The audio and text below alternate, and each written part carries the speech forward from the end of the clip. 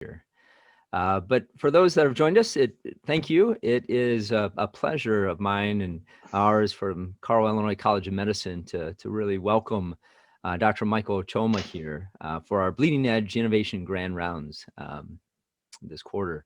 So as many of you know, our Bleeding Edge Grand Rounds is our opportunity really to invite external speakers to come and speakers that represent role models and people that have really innovated in healthcare and health technology. And today, hosting Dr. Choma, who received his Ph.D. and M.D. from Duke University. His Ph.D. was in bioengineering, and he went on to specialize and complete a residency in pediatrics working at both Children's Hospital in Boston and at Yale University. He was on the faculty at Yale and was an associate professor there before taking a departure to join Facebook.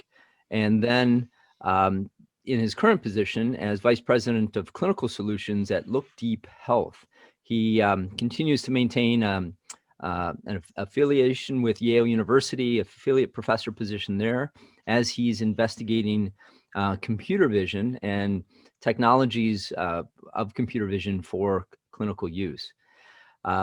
It really is a pleasure, and we're looking forward to hearing your perspectives, both from the clinical and the technical side, with the title Digitization, Data, and Computation in Medicine, giving also the perspectives from a healthcare startup. So people, if the audience has questions along the way, feel free. Our speakers open this up to be more of a conversation. So if you have questions along the way, feel free to unmute yourself and ask questions. You can put questions in the chat. You can raise your hand via the chat as well, and we'll have discussions along the way. So please join me in welcoming Dr. Choma, and I'll turn it over to you. Hi, thanks. This is great. This is really exciting. I'm going to turn my video off so I don't stare at me the entire time, just so you know. So Steve, thanks for inviting me. This is great. Like you've always been a sort of inspiration and mentor to me. So this is actually really great to do this because it's also giving me an opportunity to sort of look back at my career a little bit and to think about how some of the trends that have evolved over the past few really decades now in healthcare and technology have sort of mapped some parts of my career. So just as a means of disclosure, my positions are I'm a vice president of clinical solutions at LookDeep Health.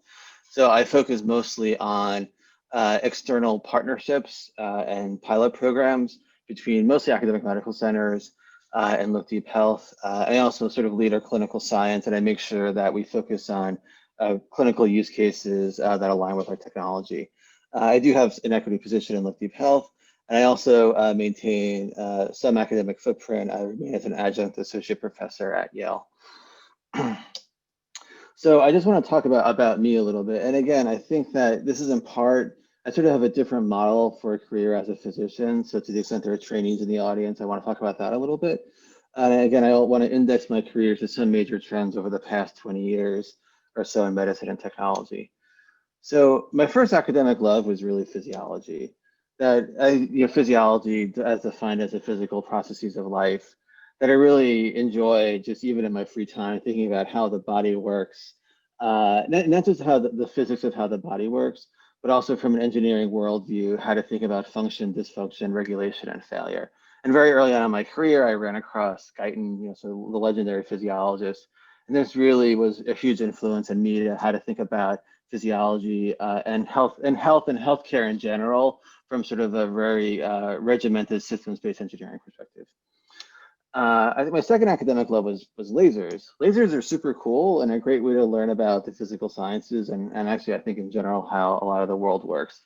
So I was very interested in physics and laser physics, but also particularly interested in sort of the design and properties of lasers and how that could enable different kinds of medical imaging and different kinds of information extraction from biological systems. Along the way, if you study lasers long enough, you learn a lot about random processes and statistics, which actually turned out to be also very important now in sort of a data-driven world. I also learned a lot about complex systems from studying lasers as well, which actually turns out to be surprisingly relevant for studying physiological systems as well. So then the way sort of my love of lasers and physiology really came together at first in my career was focusing on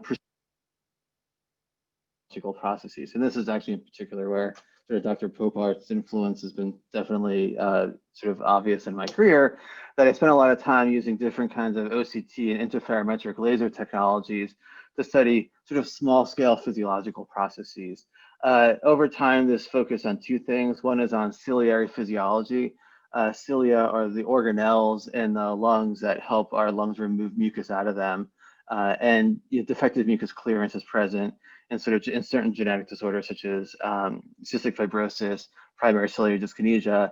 The ciliary physiology is also thought to play a role in other diseases such as asthma. And I also spent a lot of time using, again, sort of laser-based imaging technologies to study embryo heart physiology. And this was to better understand different congenital heart defects, which impact about 1 out of every 100 newborns. I think the one aspect of working on sort of laser-based imaging systems was one thing that became really clear is that not just research, but I think the medical infrastructure in general tended to be focused very much on sort of niche, expensive technologies. And I think one thing that I started to see change over the past 10, 15 years, and as I was mentioning before this talk, that when working with technologies such as optical coherence tomography, which is now a gold standard imaging technology for imaging the eye and other sort of micro parts of the body, that when OCT was first introduced, it cost, say, on the order of $100,000. And at the time, this is probably in the early 2000s, $100,000 was considered to be not too expensive from a medical perspective, in particular because you could index it to things like MRI and CT, which cost millions of dollars. But then over the course of the next 5, 10, 15 years, all of a sudden, $100,000 became super expensive. And even at $50,000, these things are starting to be considered too expensive. And I think this is sort of due to shifting changes in the economics of healthcare, but also in our perception of sort of the differential in value between the hardware that we buy and deploy and the data and the information that we can get from that hardware and how that improves clinical outcomes. So as Dr. Popart said, I also did clinical training and practice in pediatrics, and this sort of gave me some interest and insights into digital health itself. So I trained in pediatrics. I did some clinical practice in the primary care clinic at Yale. I think when I practiced, this was sort of in the early stages of when smartphones were starting to become ubiquitous. And the idea that smartphones could be used as a lower cost platform for medicine really started to gain momentum. And one other thing that became clear to me is that most of medicine is not quantified, it's not digitized. And this actually led me to do a project I actually never published. This is actually a figure from Guyton, but a project where I bought digital stethoscopes, I hooked them up to iPhones, and was able to record digital heart sounds and analyze them in different ways. But I think what the interesting experience for me was that when you showed this to practicing clinicians, they didn't entirely know what to do with it, which I thought was an interesting challenge, because a cardiac exam is absolutely a canonical part of how we practice medicine, but we know how to handle it in a very analog way. Once you bring it into the digital domain, that transformation actually turns out to be actually fairly challenging. I think, again, this idea of moving from niche high-cost technologies to ubiquitous low-cost technologies, the first wave of that was probably with the smartphone itself. And from my view, the next wave of that really started with the availability of widely deployable consumer devices such as Fitbits and Apple Watches. And I actually had a small project. Again, all the digital health stuff I wound up actually not really publishing when I was at Yale, but it actually turned out to be sort of fairly important for my framing of especially the work I do now. So again, I think this question of how do we use these technologies that are measuring things that we always want. So for example, doctors always want to know how active the patient is. It's literally part of the diagnostic criteria for things like heart failure and asthma. Like, how much are you moving? How much is this disease improving your ability to function on a day-to-day basis? But I sort of realized that there are sort of two main questions in this. One is, how do we go from the raw material, sort of the raw data, to information and knowledge that clinicians can find useful?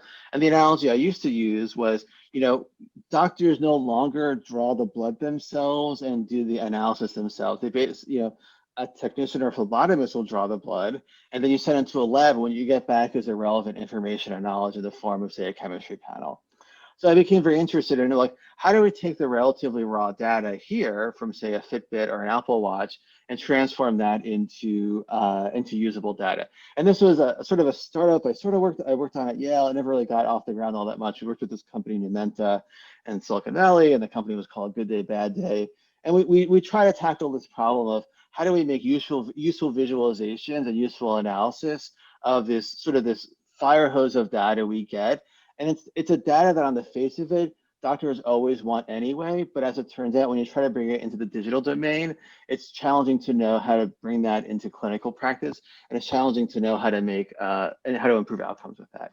So Dr. Choma, I had a Yeah, question. So yeah. it also seems like a common platform here are consumer electronics or devices and products as a means for that data collection. So, you know, is that because that leverages, the low cost, widely accessible technologies that are out there already? And are there others besides, the smartphone, the Fitbit, the Apple Watch that you've thought about? I think the smartphone, the Fitbit, the Apple Watch are definitely, I think, sort of the first wave of that. Out of that wave has also come things. The other is actually would be the free or relatively inexpensive access to very powerful computing technologies. Mhm. Because once everyone could take a photo, that meant that not only was the camera was the phone less expensive, but then Google, Facebook, all these other companies spent that billions of dollars on developing computer vision analysis. Mhm. I think for our work now, that's very relevant because one, although we don't use phones, we use commodity cameras to Mhm. monitor patients. That's the goal. And because cell phone technologies and other technologies are so performative and relatively inexpensive, we're able to build hardware that's relatively inexpensive and adapt it to a clinical solution. The other is that because there are such good existing tools in machine learning and computer vision on the consumer side and on the consumer side, we can't off the shelf use those as is, but we could retrain them, modify them, or put them in our pipeline in a way that really accelerates development. And I think, sort of talking out loud to answer your question a little bit more, is that the difference between now versus 5 or 10 years ago is that the cameras are super cheap and you just have all these tools that you just didn't have available before. And again, Mhm. even if they're not built for your specific use case, they're sort of inexpensive enough and performant enough, and you could retrain them enough that they actually turn out to be very useful. Mhm. Mhm. Cool. Thanks. Uh, so I, so after I had an opportunity to work at Facebook, which was actually really exciting. This is actually a picture of me in front of the Facebook side. This is my daughter in front of one of the Instagram exhibits on the Facebook campus. Uh, what are what I what I'm trying to find my notes for this. Sorry. At Facebook, I was a biomedical optical scientist there. I worked on the brain computer interface project. I really learned a lot about how technology works at scale. That was a very interesting thing to learn how tech companies are run, how they're organized, how they want to run products, and how they run projects and how they develop products, and also how they handle research and really how they're able to build something that not only works, but you're able to deploy at scale. And for me, that was really just an invaluable lesson. I think that my experience at Facebook was really incredible. When I was there, I didn't really work I worked on sort of on a biological type project in a sense, but it wasn't really on a medical project. And I was actually a little surprised at how much I missed sort of working on medical projects. And I think, I also was interested in startups over time. So I really finally decided to take the leap and join a startup. So in July of 2019, I joined LookDeep Health, and our focus is on computer vision and telemedicine. And this has really been sort of the most fun I've had in a long time. And I think also, this company started and I joined it before the COVID pandemic. But through COVID, I definitely had a front row seat just sort of seeing how telemedicine went from being sort of a niche technology to now being a technology that everyone now agrees in sort of a relatively short period of time should be ubiquitous. So it's been very interesting to think like, what does that mean for our product and what does it mean for the different clinical product problems that we can solve? So does anyone have any other questions? I was going to show just sort of a quick demo video. Yep. All right, so this is, oh, shoot. Oh, there we are. So I think this is one of the quick demo video that we have, and I'll just talk everyone through it. So, one of our core theses is that within 10 years, every hospital room will have a video camera in it. And I think that, again, before the COVID pandemic, people probably accepted this as being true, but it was somewhat controversial. But I think now that everyone pretty much agrees for a variety of telemedicine reasons and monitoring reasons and just basic connection and communication reasons that there will be a camera in every hospital room, and maybe not even within 10 years, perhaps within 5 years. But we think as telemedicine exists right now, only one provider can be in one place at a time. So we think that although telemedicine collapses space that allows two people to connect who otherwise wouldn't be able to be physically together, one challenge that still remains is that you still basically can only have one person monitoring one thing at a time. So our goal at LookDeep is to create a new kind of telemedicine that focuses on clinical intelligence. So the idea that yes, you're going to have a camera in your hospital room to continue to now allow for telemedicine at any time. And what we think the additional value that we could add is that we can use those cameras to provide for monitoring at all times. So you'll have always on monitoring, which gives you a continuous stream of observations and inferences about the patient. And then we reduce the friction to acting on those observations that are always on by having always available telemedicine. And I'll skip over this.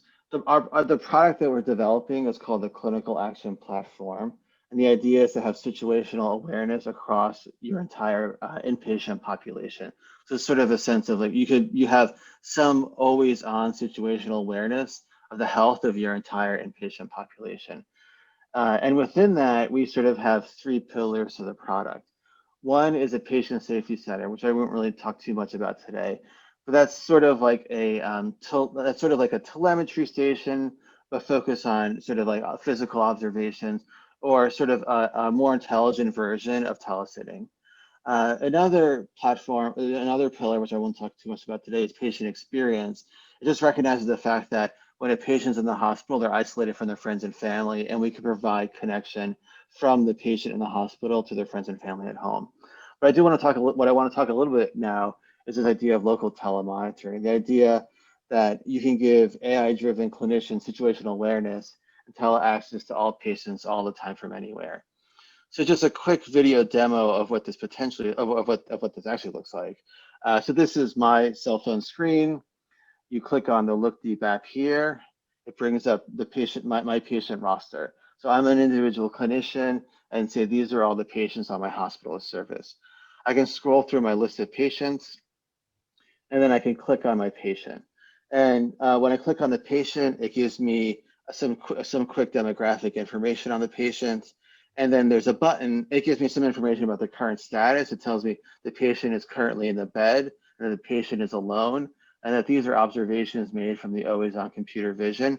And then there's an option to video into the patient.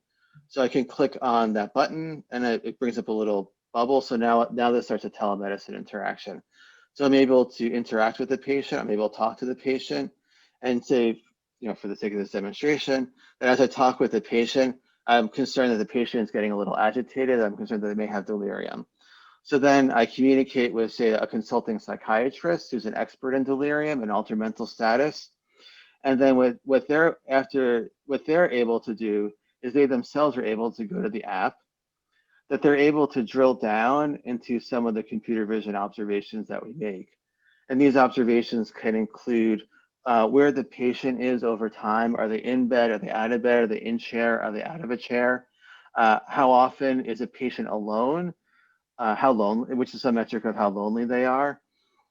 And then another data feed, which we'll talk more sort of in the second half of the talk, is actigraphy. So you're able to monitor how active is a patient over time. Are they getting more hyperactive? Are they getting hypoactive? Is it a mix of both?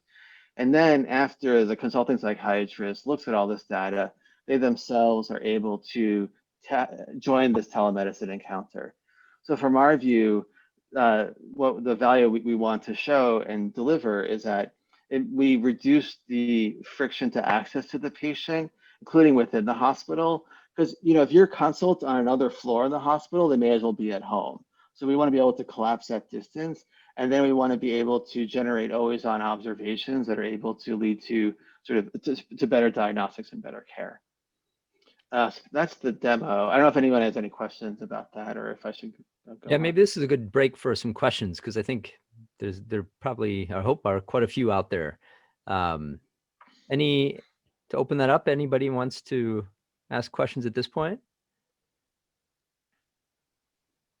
One of the things that comes to my mind immediately is just security, right? And privacy. Yeah. And I don't know if that's, you're going to talk about that, or if that's something you can comment now. I didn't put slides on it because everyone asked about it. So I would say a few things. One is that in general, there is an increasing use of real-time video in hospitals for things like telesitting. The other is that I would bin it into two bins. One is for sort of a research use case, where we're starting our first deployments on that in November, and the other is a real-time clinical use case. So for the research use case, the way we're handling is that we are recording, say, all video data from a patient for, say, a week or so. That data stays within the control of the hospital or the academic institution. So it's essentially like any other health data that's identifiable that would be acquired in a study. That data is sort of retained and used, and however, sort of essentially at the discretion of the academic or hospital institution. And that stays sort of on encrypted hard drives that are physically removed from the device. The way that if we want to use the data in a de-identified format, what we do is we blur the data. So initially, our thought was to do facial recognition and blur the faces, but then we're like, someone may have an identifying tattoo, someone may have a name badge.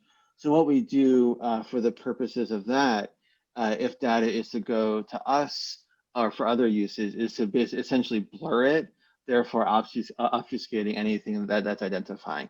Additionally, although we de-identify the data, our infrastructure itself is, HIPAA compliant, that we're set up to handle identified data, even though our expectations of the blurring process is that it essentially de-identifies the data. Okay. In terms of a real-time product, you can have a version that, say, would stream the raw data locally if it's needed for a research purpose.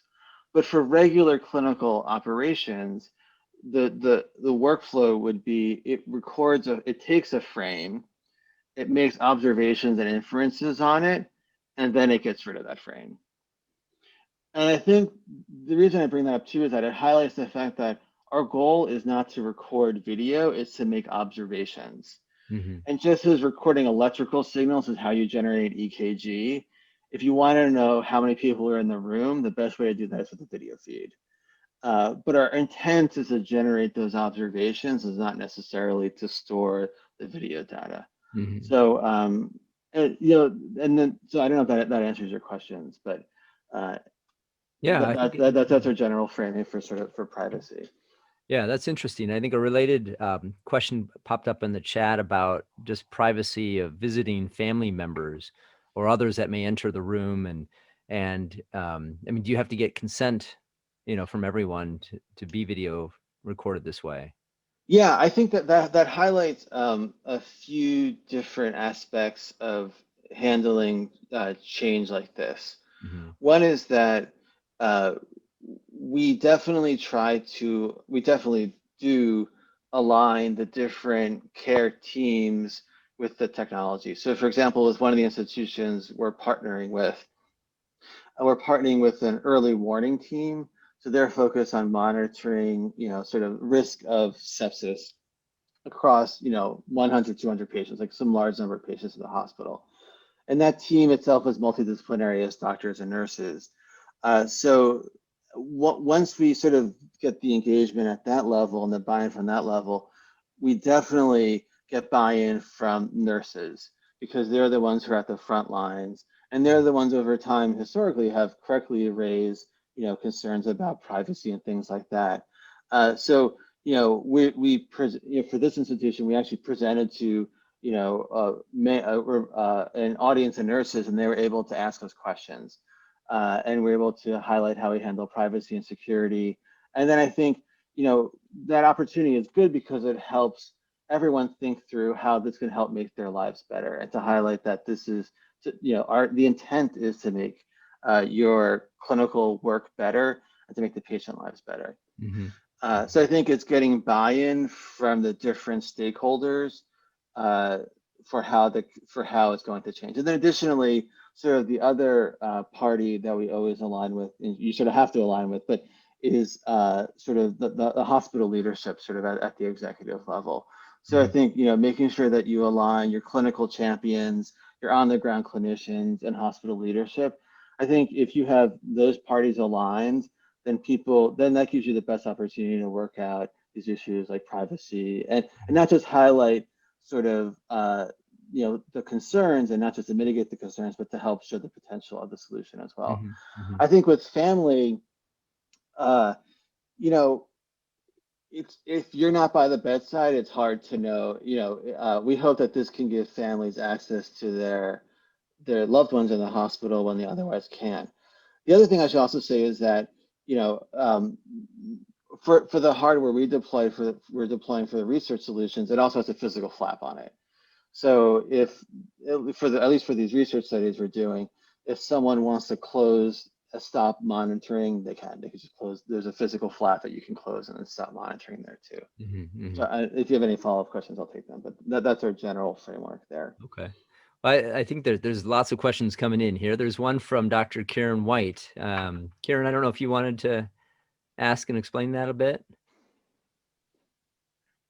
or I can read it.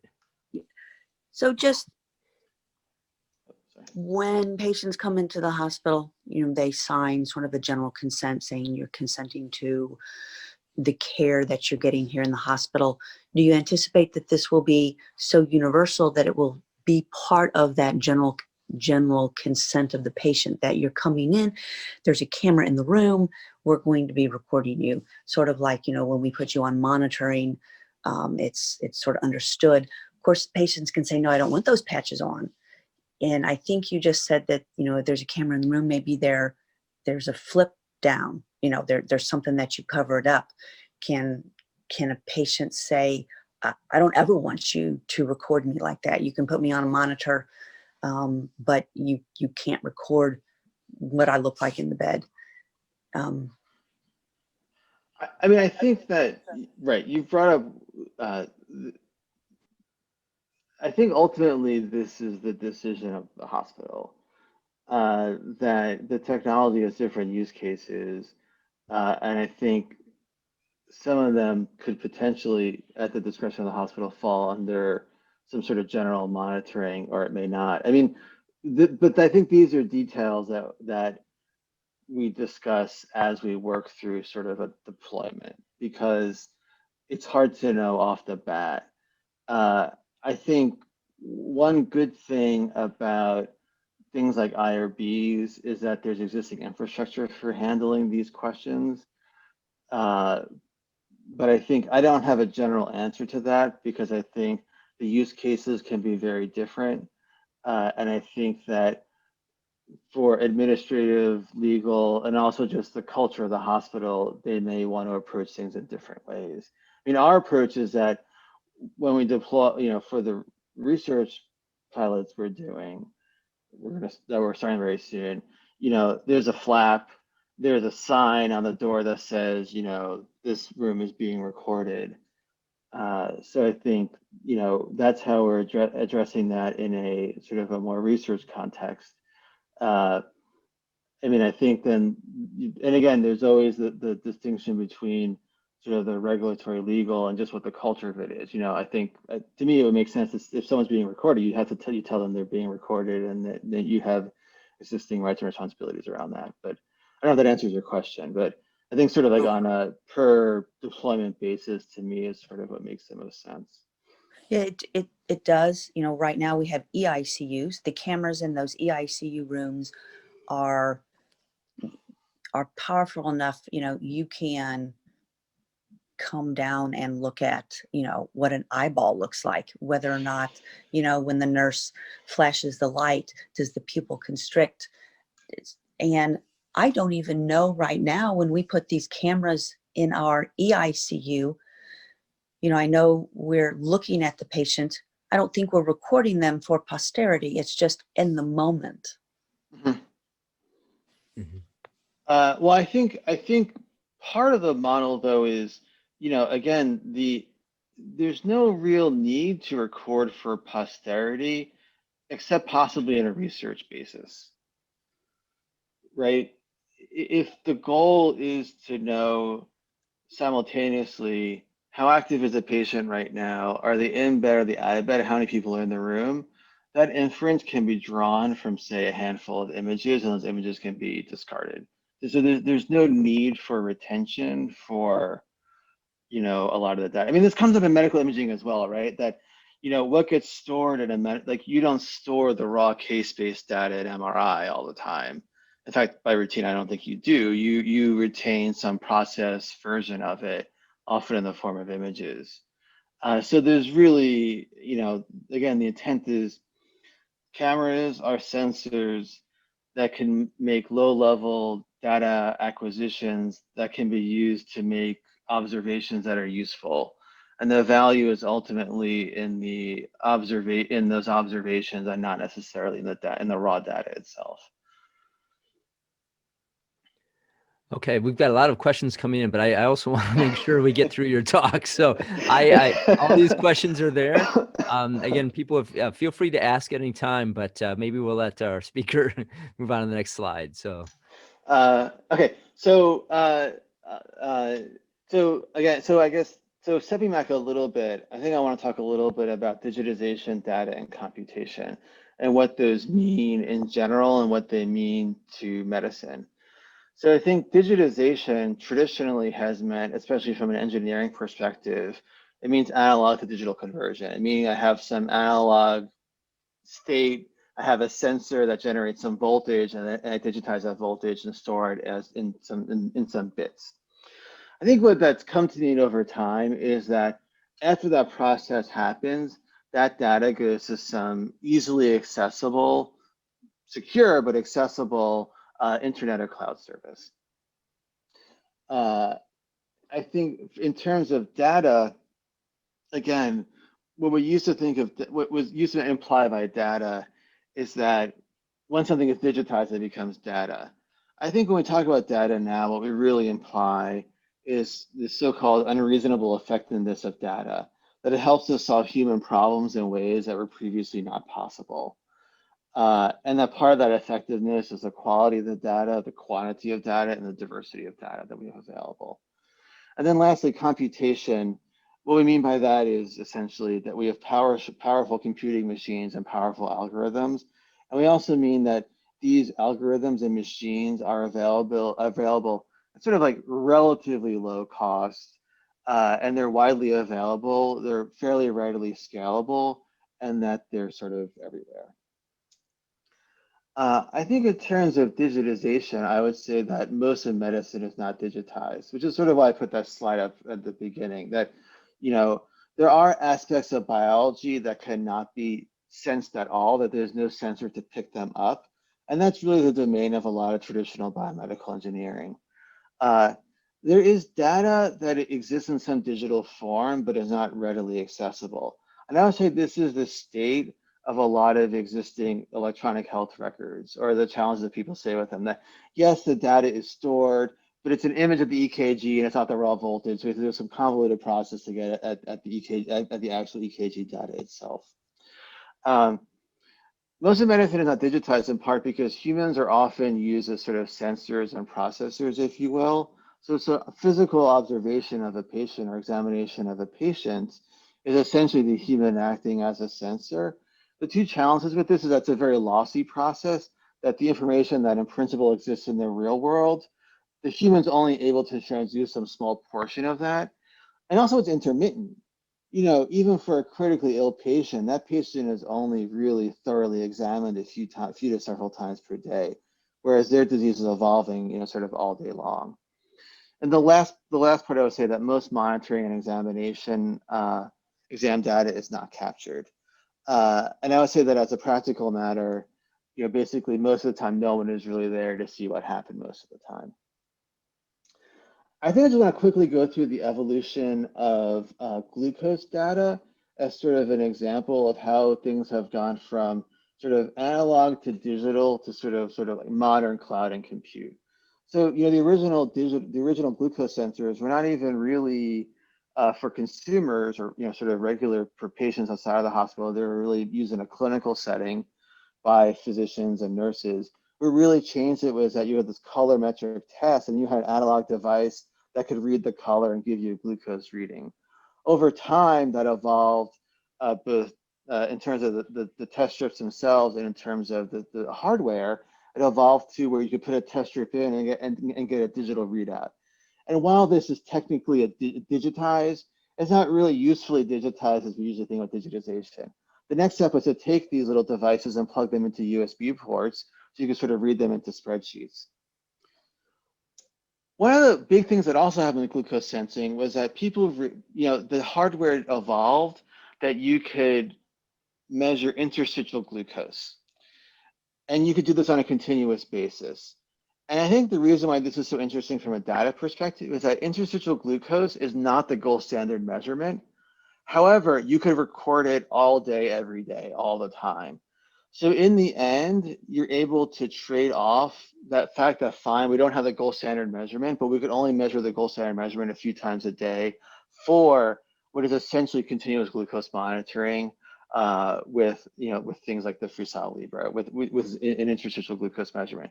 So it sort of shows that you may take a small hit in the quality of your data, but you're able to make that trade-off if it gives you much more a higher quality of that, a higher quantity of data. And I think what has also evolved over time is that once you could digitize your glucose measurements and put them into a secure cloud service, sort of things like Livongo has, you're able to look at not just your glucose data stream, but your data streams from your weight, blood pressure, these other things as well.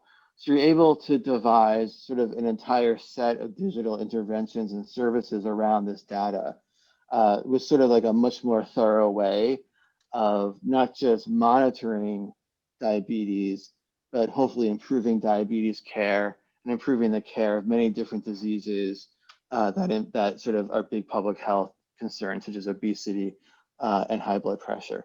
So I think on one hand, this is success for sure, but it's only the beginning. I also think that, don't let the apparent sophistication of consumer and business technologies fool you, that this process in diabetes has only started. It's only mostly focused on outpatient, which is one reason I'm super interested in inpatient. And I think this will happen over and over again in the next 5, 10, 20 years, where your ability to have larger quantities of data on a more continuous basis really allows you to redesign care in a very data-driven way. I'll just go through this quickly. By the unreasonable effectiveness of data, this phrase sort of came from this paper from Google a little over 10 years ago.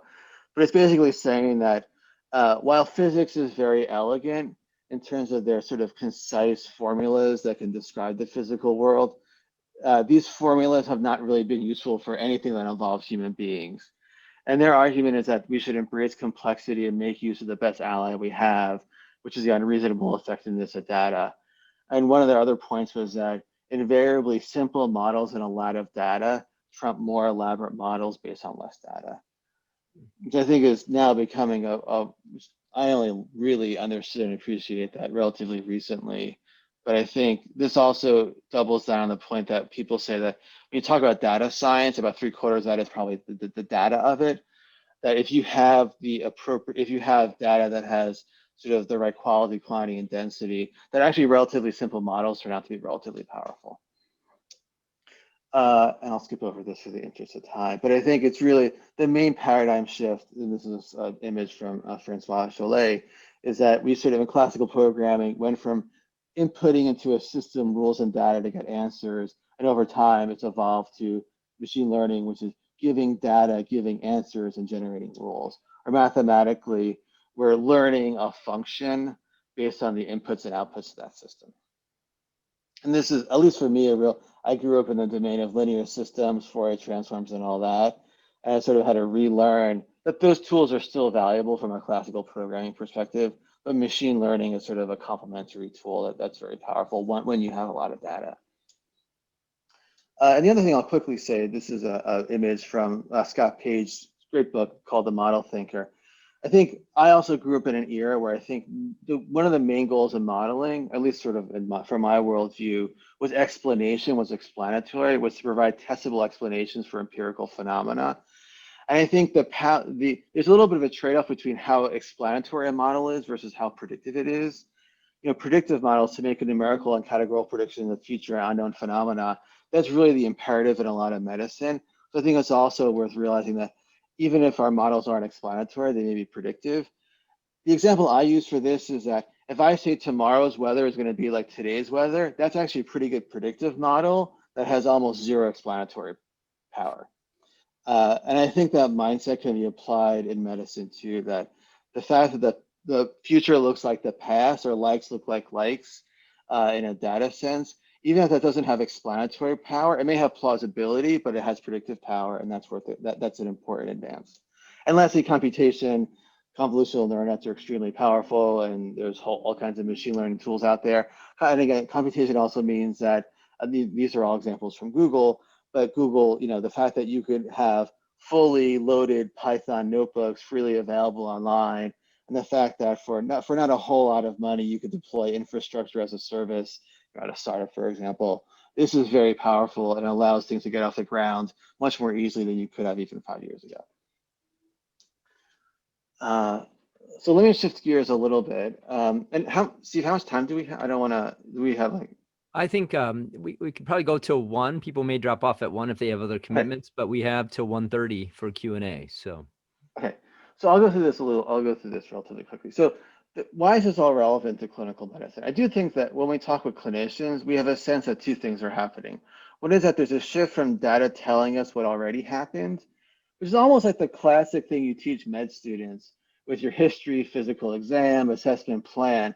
There is some part of it that's predictive, but a lot of it is trying to reconstruct what happened already.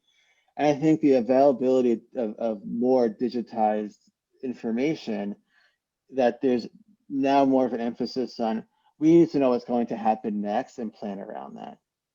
The other is from an inpatient perspective, that hospitals in the future will be emergency rooms, operating rooms, and intensive care units. Because for two reasons. One is that sort of on a biological basis, the population is getting older and sicker. That you have obesity epidemics, diabetes epidemics, the population is getting older. So all these things means that anyone on average in the hospital is going to be sicker.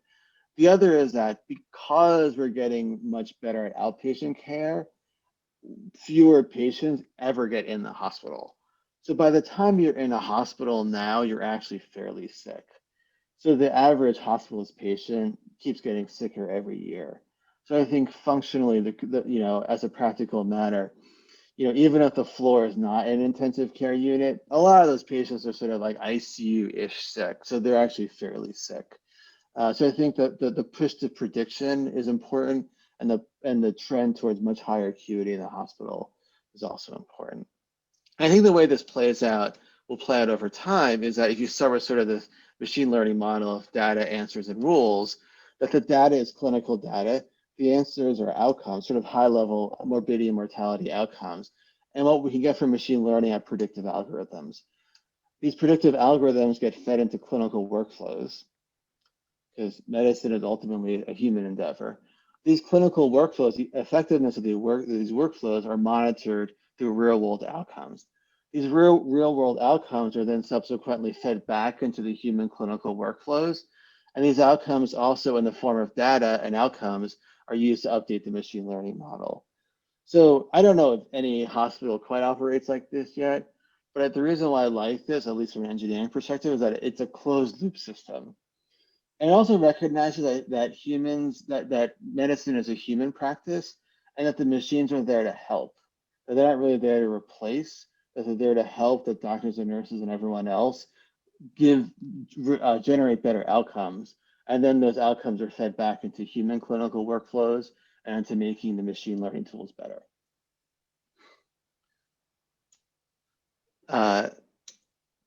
So I think I talked a little bit about inpatient medicine, and I think there's in digital health, which I guess broadly speaking, I'm in that space.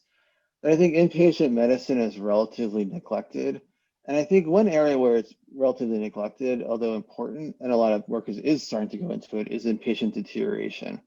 And from sort of like an academic perspective, like how you canonically think about patients, someone is admitted to the hospital with an expected treatment trajectory and level of disease acuity and severity. Deterioration means that the level of disease acuity and severity abruptly changes for the worse.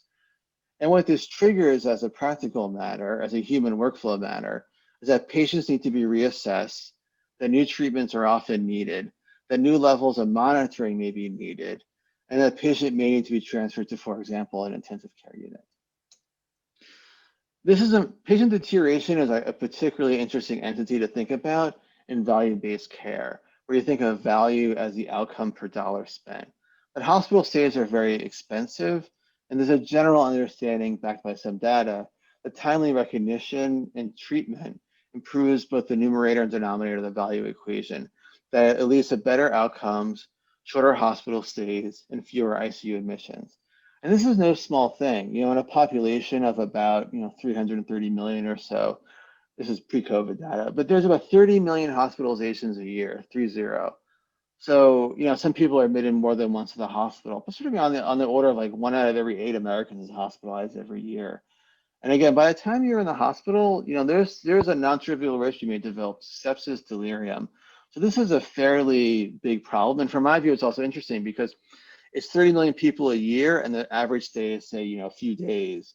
So it's a very favorable cycle for understanding outcomes. Whereas outpatient, it may be everyone in the population, but the outcomes happen over the course of a few years.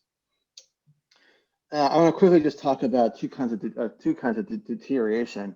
The first is delirium, which is also called acute brain failure or metabolic encephalopathy, which impacts the brain, and the other is sepsis, which affects essentially the entire body. This is me teaching medicine through emojis, which I never thought I would do.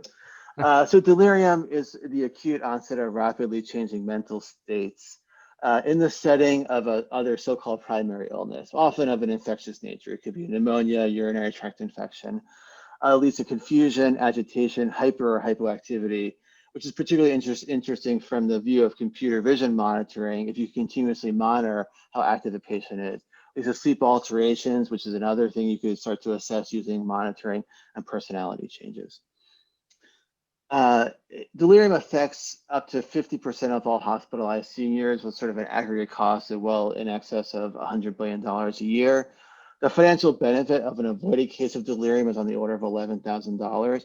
And once delirium is present in a patient, the length of stay is extended by about 7 or 8 days and among older adults. And in the case of COVID itself, patients are very isolated, which itself is deliriogenic, so to speak. Someone who's alone is more likely to become delirious. And there's some thoughts that SARS-CoV-2 itself is neuroinvasive, so that may also contribute itself to the development of altered mental status. How is delirium assessed now? Delirium is based on clinical criteria. There's no quantitative objective data right now. It's assessed once or twice a day at best. And the subtypes definitely exist, whether it's hyperactive or hypoactive, but these can be very challenging to detect, in particular hypoactive delirium. And to the point of the engineering, the course waxes and wanes over the course of a day, and you're really interested in what this baseline is. And I think essentially clinically through monitoring, we're undersampling this curve, that we're really not even really meeting Nyquist criteria for this curve, because if you're only assessing once or twice a day, and you have periodicity on the order of a day, you're really not sampling your data adequately.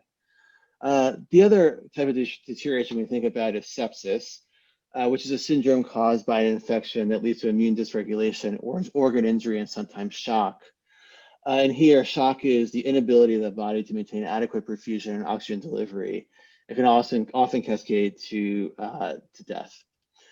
Shock really impacts every organ. It definitely impacts the brain. So in some sense, altered sleep and altered activity is a readout of sepsis severity. And again, sepsis is not only medically important, but it's also a major public health concern. Oh, I forgot to put attribution here. This is from JAMA. This is from Lancet. Sorry. And then there's also this other question of what is sepsis anyway? That we have tests and labs, but in some sense, it's almost closer to the fact that people who have major depressive disorder often commit suicide. We struggle with how to robustly define sepsis. We struggle with how to robustly define, say, depression, but people are absolutely dying from it. So we know that the outcomes aren't great. We know that our current definitions can be better. And I think that these are areas where data and clinical criteria are becoming important for one, disease definition, and almost sometimes like an unsupervised sense, and also for prognosis and prediction. So I think sort of broadly speaking, that you could think of sepsis and delirium as physiological failure, that you're thriving and then in a nonlinear manner failing. And I think that the classic physiological frameworks, such as Guyton, do deal with resilience and failure. But I think that these classic models are very explanatory. They focus on experimental data and not clinical data. And I think the push to have data now really allows us to have detailed clinical phenotyping. It enables us to have diverse real world data to make useful predictions, and also encourages the development of new kinds of data and monitoring to have increased data density and increased data diversity. So I think from going back to sort of what we work on at LookDeep, we really focus on monitoring in a broad sense in terms of understanding the scene in a patient's room and how it changes over time. And we really recognize that monitoring is a visual task, which is why it's so valuable to be at the bedside. So I just want to show you under the hood of some of the few things we're working on. One of the things we work on is video summarization. This is me taking a 2.5-hour nap at work. Sorry, I like my job. So this is, I'll let it play through once and then I'll talk through it.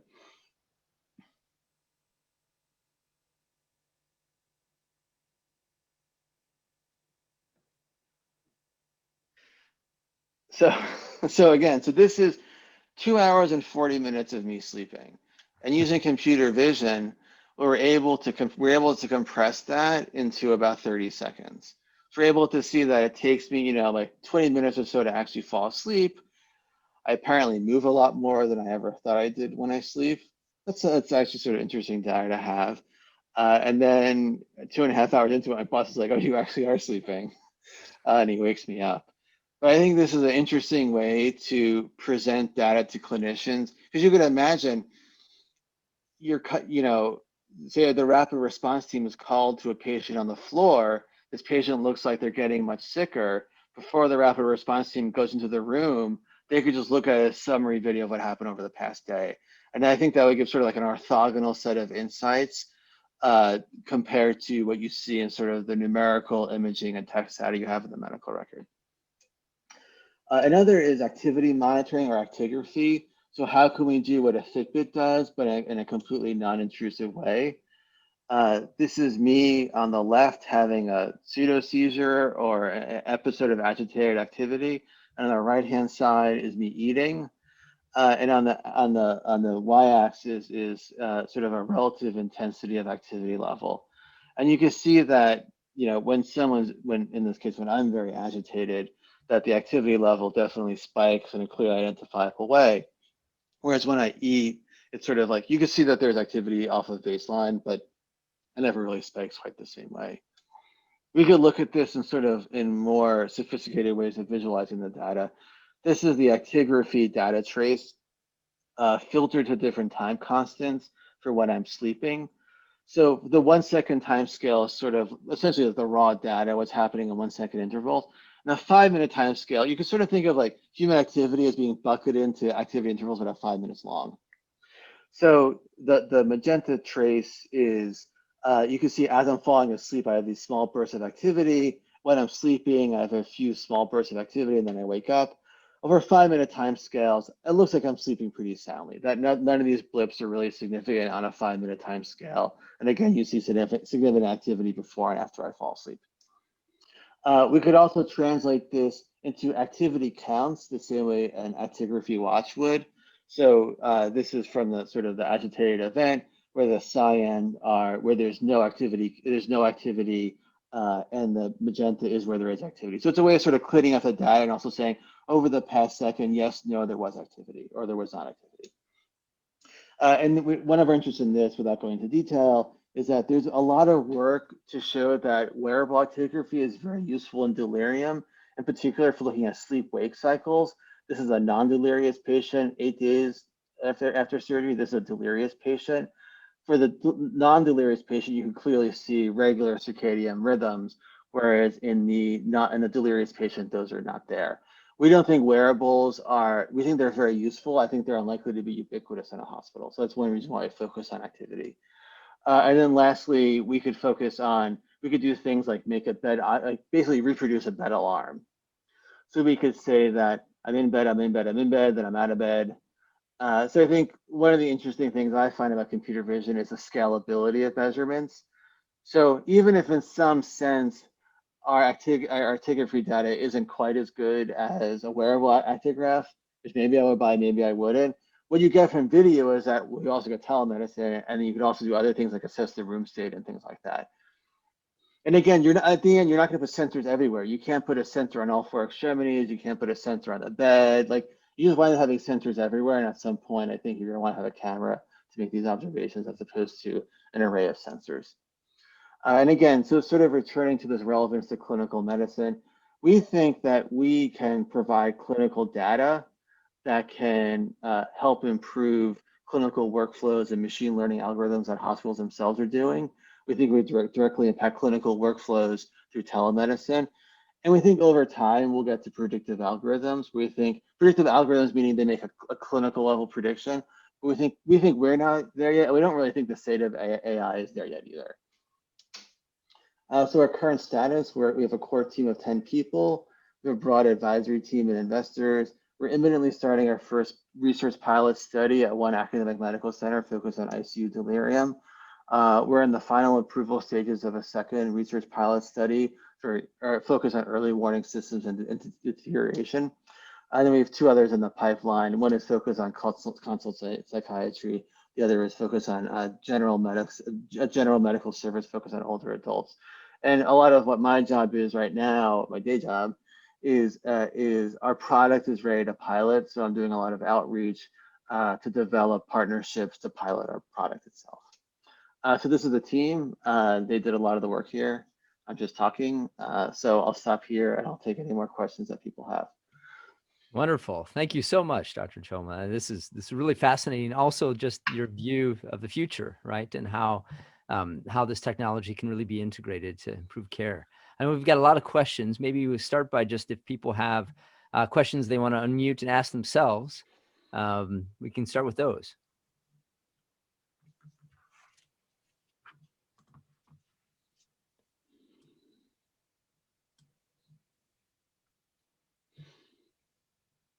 Well, maybe I can start then also some from the chat. So there was one question that came on early on saying, very interesting talk, asking about, are there any fine tuning on the computer vision models to adapt it specifically for the clinical context? And where does that fine tuning data kind of come from? So I know computer vision's been out there for a long time, right? Are there new things you have to add to that?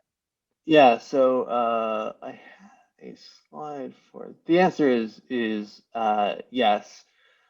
I actually have a slide to go over sort of our pipeline here. Just give me 1 second. Oh no, I didn't have that. The answer, let me skip that here. The answer is yes. Hold on.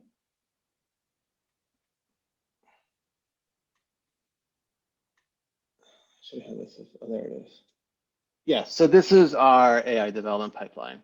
So a lot of what we do is use publicly available algorithms and then use the output of those algorithms that are retrained and a set of logic to make observations and inferences. Mm-hmm.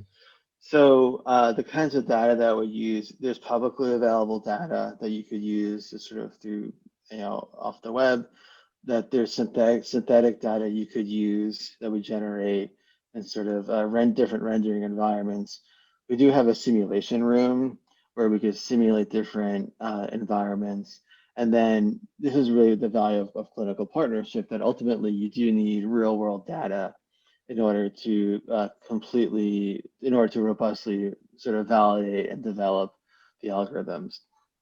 What I would also say is that I'll say that I lost my train of thought there too. So, oh, the other is that people do ask, well, can you work at a nursing home? Can you work at home?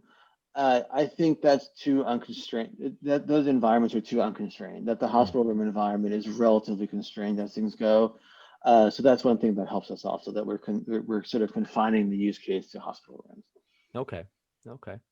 So you mentioned a couple of applications, right? Sepsis, deterioration, delirium. One of the questions came in. This is asking about epilepsy monitoring and kind of correlating the video monitoring to the EEG activity. And are there other applications, that you think this might be useful for?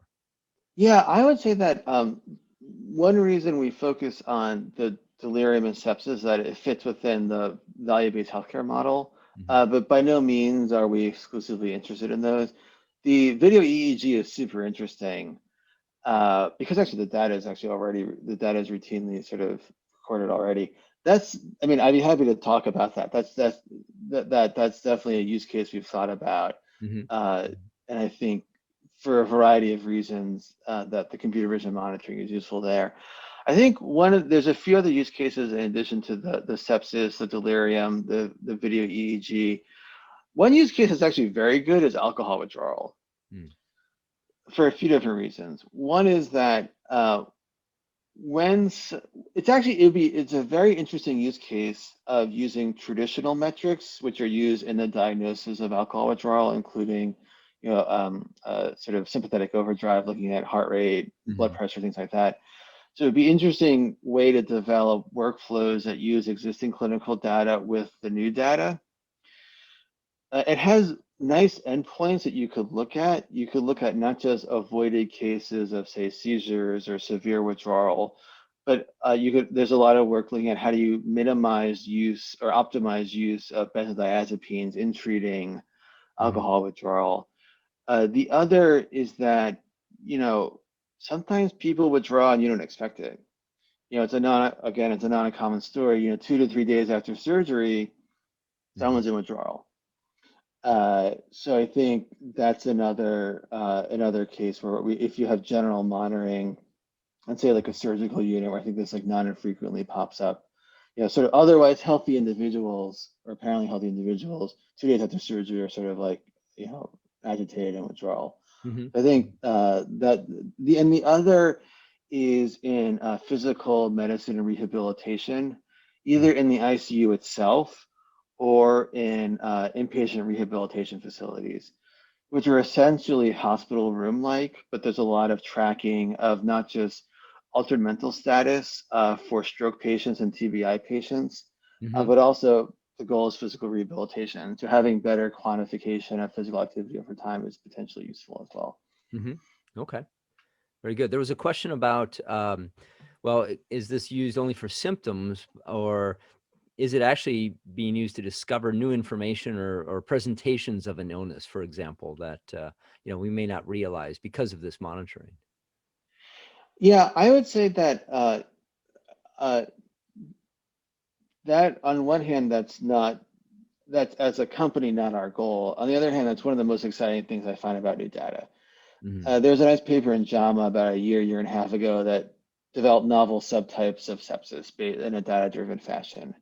And I think being able to define novel subtypes of delirium or alcohol withdrawal using this kind of data, to me, is very interesting.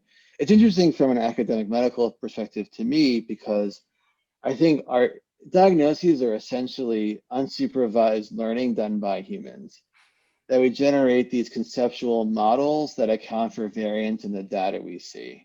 And I think formalizing that in a more sort of rigorous engineering or data-driven way is, to me, super interesting.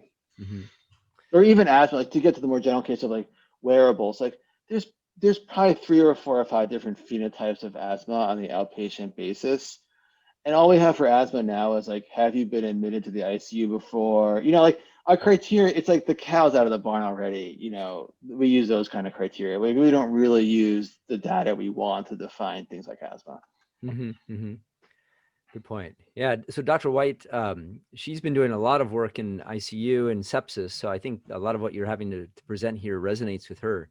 She asks, or gives sepsis as an example that, you're using these machine learning, which can be predictive, but we don't really have a good understanding of the underlying physiology. Yet, these types of observations can still be useful, right? Even though you don't know the underlying physiology. Is that? That that I got into a conversation with an optics colleague about this last night, where you know uh, nothing we measure, like for hypertension, for example, blood pressure is a risk factor that's biologically plausible, but its main power is statistical, right? So blood pressure is useful as a predictor. It's plausibly part of the pathogenesis of stroke and heart failure and all those things. Mm-hmm. But its value is that it predicts those, and we have an intervention so that if we reduce it, we can make the outcomes better. So I think that I view this sort of similar. Mm-hmm. Whereas if agitation, say in the case of respiratory distress or sepsis, that's biologically plausible a predictor. We don't know the nuts and bolts of mechanism, but it's certainly useful, and we can test clinical paradigms to see if that information can guide interventions that improve outcomes. I think that's my general view on that. Mm-hmm. Mm-hmm. I don't know, did that answer the question? I'd be curious to hear more about that. Yeah, I don't know, Dr. White, if you had. Yeah, I'm still for the sepsis, having a look at the patient as what you're doing. So when we look at individuals, for somebody like myself, who I go down to the emergency department, how they're, how are they sweating? How does their color look? How do their knees look? Having also that data, which we don't get from the laboratory values, and putting that into a model, a predictive model also of sepsis, gives you another data point, because these machine learning, you take all of this in data on the beginning and you say, okay, we have this cohort of patients that have this type of data. And now, now we're looking at 10,000, 20,000, 50,000, 100,000 more patients. And then we look at the end point and we say, they had sepsis. We look through the course, they had sepsis, and we go back and say, okay, this cohort of patients that had sepsis here looked like this. Now they had this type of sepsis, look like this. And so, we take large data groups, do machine learning, crunch, and then we have a predictive model. So when somebody comes into our emergency department, we get this data and we go, oh, he looks like this cohort of patients, and this cohort of patients more than likely turned out looking like this. They had this type of sepsis. And, they're only as good as what you input, and having what the patient looks like, having skin color, having patterns of, what their fingers and toes look like, whether their knees are modeling, can also be a large, I think, because I use that myself, be input into this also large cohort of data. The other thing that's interesting when you said about delirium, we frequently forget that many of our older patients drink alcohol. And so how would the pattern of alcohol delirium movements be different than that of your general hospital delirium movements? Because we get sometimes blindsided by the fact that actually our 70-year-old patient actually does drink 5 highballs a night, but doesn't tell us in the beginning. Yeah. And we think it's hospital delirium and not alcohol withdrawal delirium. Yeah. Or the other way around, we don't think that the 30-year-old is having hospital delirium, and we automatically assume that they're having alcohol delirium. Mm-hmm. Yeah, I think that, I mean, I'd say a few things to that. One is that the alcohol thing is super interesting because a lot of people drink 2 or 3 drinks a day, and delirium is multifactorial. So if all of a sudden you're not having those 2 or 3 drinks a day, that could definitely be a contributing factor. And I agree that, consumption among older adults can catch you off guard, and you don't want to misdiagnose people either. I think to your point about wanting to know what the extremities look like and things like that. I mean, one way I frame it is that we want to turn physical exam into a vital sign that's always available. And then once you have it digitized, then like you said, you could use it for predictive models and things like this. This is what I found. Like I love the heart sound stuff, like digitizing that. I think when I started working on that like 10 years ago or so, we just weren't ready for that mindset. Um, I think to the we're not quite at the stage of looking at color and extremities and things like that. That's for a few technical reasons a little complicated, but I think we should talk about that too. The other is that another use case we've started to think about is ED workflow and extending the reach of the ED and having better and working with care transitions from the ED to other units.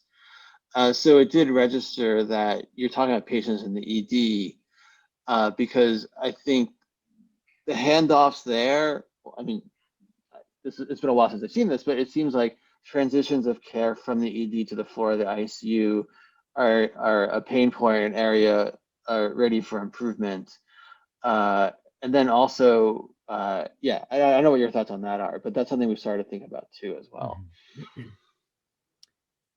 Yeah, and if there's other physicians on the call here, please feel free. We're curious to kind of hear your perspectives. One of the questions in the chat was about just acceptance, general acceptance by physicians, hospitals for this technology. So I'd be curious to kind of hear your perspectives as well. I do want to let everybody know that Dr. Choma is available for individual meetings this afternoon from 3 to 5 our time. Angie Ellis put her email in the chat, and you can feel free to reach out to her if you want to follow up with Dr. Choma too after the presentation. One of the questions that came in, we have a vet school here, and so somebody was asking about the use of this for veterinary medicine and how you think that might carry over as well. Uh, it's what you actually I'm interested in this. So I mean, as a general matter, we're not pivoting to veterinary medicine. I think and as the main barrier is really the data is completely different. So you have to build completely different models. Mhm. And I don't think there are the pre-existing models either exist. But what are I'm curious, like what are the use cases for veterinary medicine? Yeah, maybe Jessica or Stephanie, I think you were asking those questions. I know in previous computer vision has been used for physical therapy in humans, but also it was originally started, I think, at University of Kentucky for horse training therapy. So if a horse is injured, you can work at building their physio using computer vision in terms of the walking path and tracking, if their muscles are healing properly through computer vision. Mm-hmm. And I was just thinking about the movement modeling and how when you have an animal in ICU or the equivalent of ICU, that might be very helpful also to monitor and determine what their current state is, because we don't have the ability to determine delirium as easily in animals. Mm-hmm. Yeah, I mean, I think the main challenge there would be sort of the transferability of of sort of our models to that scenario. I should say that as a point of interest, one of our co-founders and senior engineers worked at a cow vision company using machine vision to monitor cows. I forgot it was dairy or what kind of dairy cow farming, but yeah, that those use cases do exist. But I think from our perspective, I mean, it sounds like clinically it's sort of similar concerns. I never thought about delirium in a dog. That's actually really interesting. But I think the transferability of the models would be the main challenge there. Well, I guess related to that, we have what's called a smart home on campus, which is really a heavily monitored type of environment where we can see patients, elderly patients or people interacting in that space. And so there was a question related to that. can this be used, again, home health type monitoring of geriatric patients? And we all have, smartphones or things like that that could be set up for kind of home monitoring as well. I think so. I think there's like the general answer is I think there's a lot of computer vision or sensing technologies that people are interested for the home. Mm-hmm. I think the privacy concerns there are different, if not larger. I think that also people tend to focus on like things like radar and lidar, so data that is inherently not identifiable. I think from our view, we're not primarily interested in nursing homes or things like that. But I think one area where it becomes interesting is in continuity of care. So just as continuity of care from the emergency room to the ICU is important, continuity of care from the inpatient unit to the SNF, the skilled nursing facility, is important. Mm-hmm. So sort of one model of sort of like sort of a research project or pilot we have thought about is if there is a strong interest in at home itself would be tough, I think. But if a nursing home or skilled nursing facility, if the goal is to understand and give continuity of care from the inpatient setting to the outpatient setting for something like delirium, that's actually fairly interesting. But I mean, as it is right now, our focus, like we can't, the home or even nursing homes would be not, it's not something we're really considering right now. Mm-hmm. Okay. Other questions from the audience?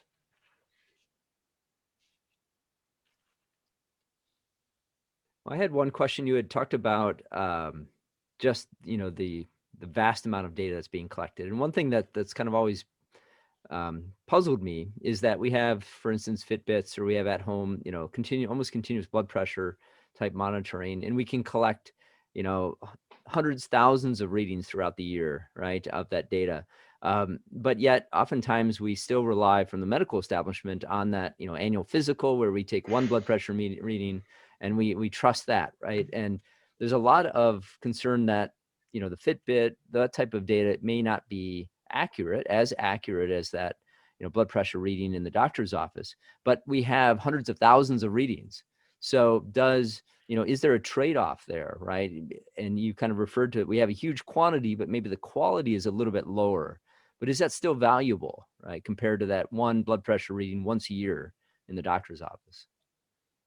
Well, blood pressure is tough because blood pressure is super validated and super hard to replace. I think the more general question is how well validated is physical exam as a test? Mm-hmm. When people look at it, it's actually not a great test. Mm-hmm. So the sensitivity and specificity of physical exam for heart sounds is not great, nor is I think the general physical exam in general. So I think it depends what the goal of the test is. Yeah. I mean, I think the only real way to know those things is to test them to validate. Yeah. I think the only thing is just pivot back to like the blood pressure thing. We like blood pressure because it's very well tested and validated, Mm-hmm. and it comports with our intuition of disease. Mm-hmm. But I think we can't get distracted by the fact that we have an intuition. Its value is not that we have an intuition that blood pressure is important. It's that we have data to support that. Yeah. Yeah. I know there's so many at-home blood pressure monitors that are available. And so, a lot of people are taking that data, it's being tracked, it's uploaded to their iPhone or other applications. And so it just seems like, and yet a lot of the medical establishment doesn't maybe acknowledge or utilize that in any way. So to me, it just seems like a lost effort. Yeah, that I completely agree with, and the frustration that it's at face value information that everyone wants in the first place. Yeah. Yeah.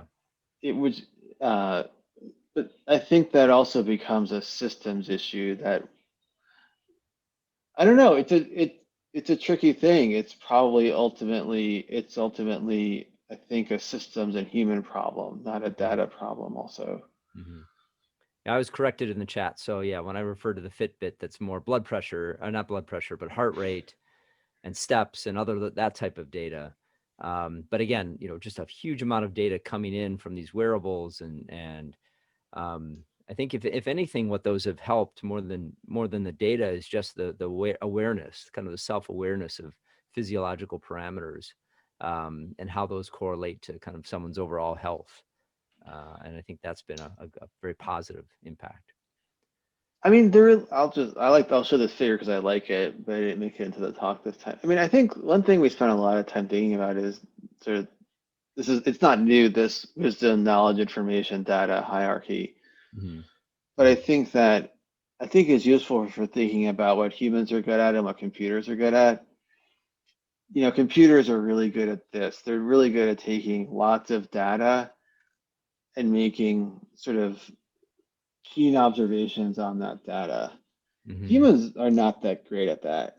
And I didn't mention it either, but one of the uses of computers is humans they really can handle 8 or 10 variables at a time, and a computer can. Mm-hmm. Because it's just the reality of the way our brains work. Mm-hmm. But what we're really good at is wisdom. And wisdom, I would define as wisdom defines action. And wisdom is really important for self-driving cars, and it's really important for medicine. Mm-hmm. That if you really want a computer operator functioning at the human level, it has to be able to dictate action. And I think for medicine, we are really not there yet. Mm-hmm. We're getting to the point where we can have computers go through a lot of data and generate information and knowledge.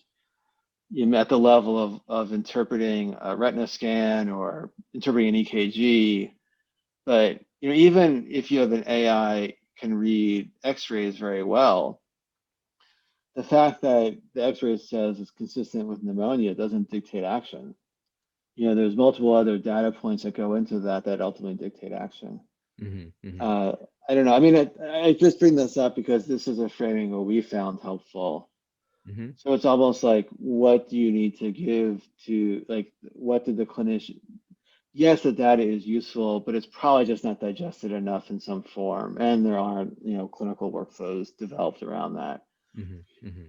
either. Very good point. Yeah, I like this slide too. Other questions from the audience? I think we're winding down here. Please feel free to unmute and ask. I think we've covered everything in the chat.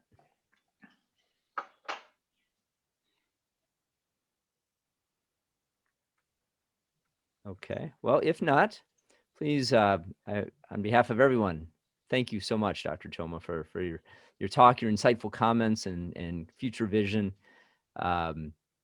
We look forward to kind of seeing what that future brings, and how we make sense of all this data that we're getting. But thank you very much for joining us today.